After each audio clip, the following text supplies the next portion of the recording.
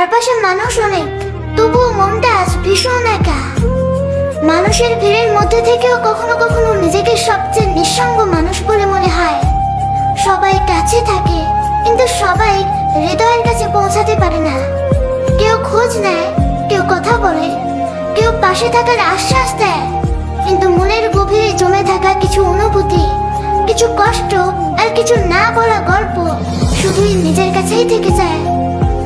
জীবনের এক সময়ে ভেবেছিলাম মানুষ মানুষকে বুঝবে, অনুভূতিগুলোর মূল্য দেবে, কিন্তু সময়ের সাথে সাথে বুঝেছি সবাই তোমার হাসি দেখতে পাবে, কিন্তু সেই হাসির আড়ালে লুকিয়ে থাকা কান্না খুব কম মানুষই অনুভব করবে।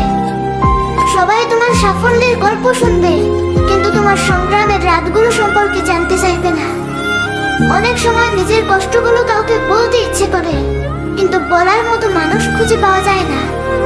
তাই ধীরে ধীরে মানুষ চুপ থাকতে শিখে যায়, নিজের ভেতরের ঝড়গুলো নিজের ভেতরেই লুকিয়ে রাখতে শিখে যায়। এক সময় সে নীরবতাই হয়ে ওঠে সবচেয়ে বিশ্বস্ত সঙ্গী। তবুও জীবনের প্রতি কোনো অভিযোগ নেই, কারণ প্রতিটি কষ্ট মানুষকে কিছু না কিছু শিখিয়ে যায়। প্রতিটি একাকী রাত মানুষকে আরো শক্ত হতে শেখায়।